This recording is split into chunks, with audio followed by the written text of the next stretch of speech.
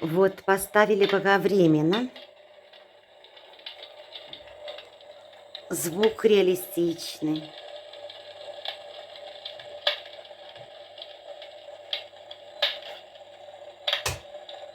И посмотрите. Во-первых, он греет.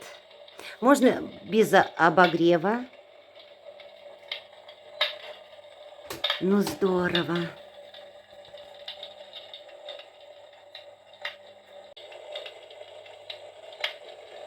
Вот он со звуком.